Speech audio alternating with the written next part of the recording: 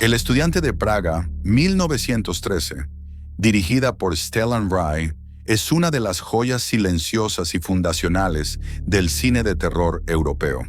Una película que, aunque a menudo queda eclipsada por títulos posteriores como El gabinete del Dr. Caligari, 1920, o Nosferatu, 1922, posee un lugar privilegiado en la historia del género por su audacia estética, su profunda carga simbólica y su atmósfera onírica, precursora del expresionismo alemán.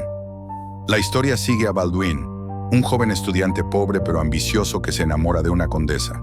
Para conquistarla, hace un pacto con un oscuro personaje llamado Scapinelli, quien le promete riqueza y estatus a cambio de algo misterioso, su propio reflejo. Lo que sigue es un descenso psicológico y visual hacia la desintegración de la identidad, la angustia existencial y la amenaza constante del doble. Un tema que el cine exploraría una y otra vez en las décadas siguientes. Uno de los elementos más revolucionarios de la película es su uso pionero del doppelganger. La figura del doble, símbolo de lo reprimido y de la pérdida del control, es presentada aquí no como un mero truco narrativo, sino como un reflejo del alma escindida.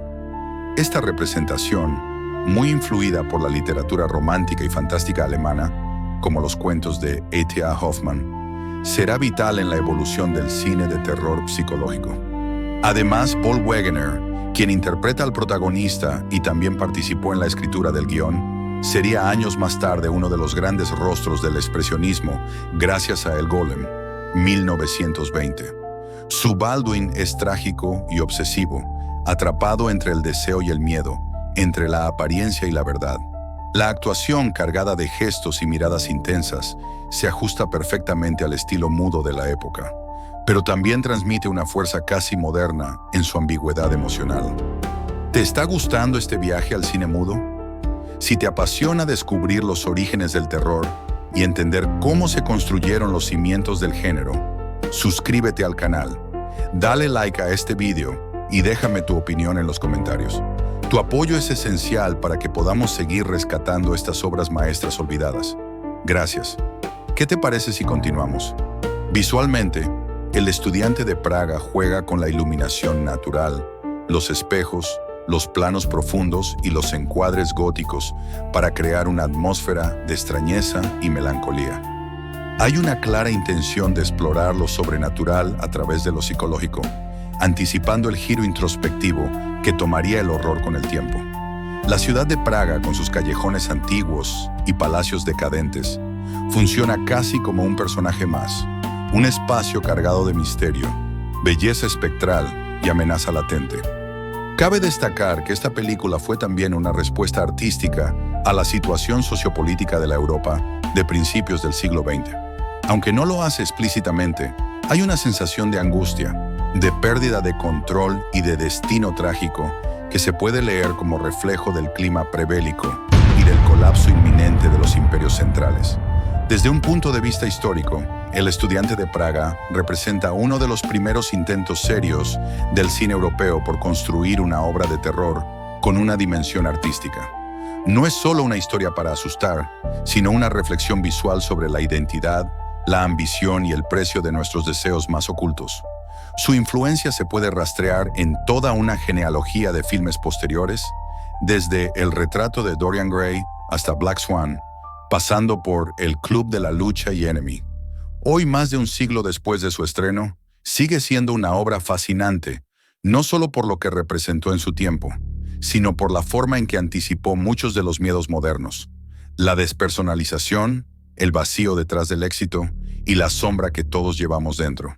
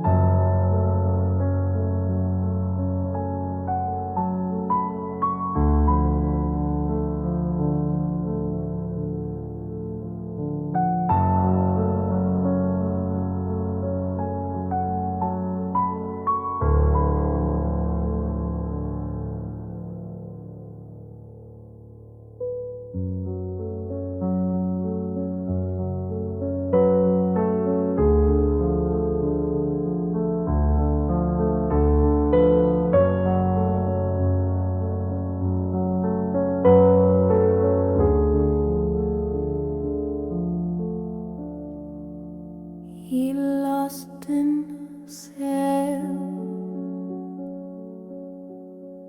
before the glass. A shadow bore that kingdom.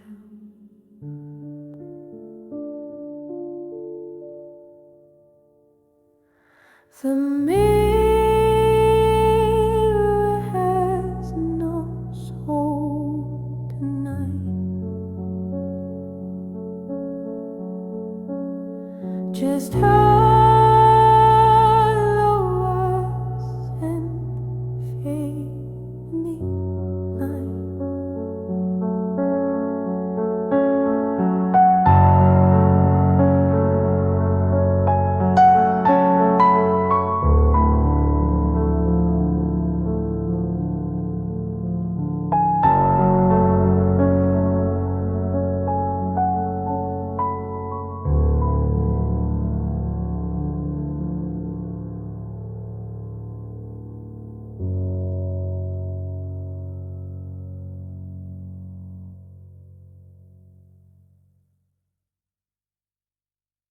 Si te ha gustado este análisis y quieres seguir explorando el lado más inquietante, poético y psicológico del cine, suscríbete a El Ático de Belayud, dale like y comenta cuál es para ti la obra fundacional del terror.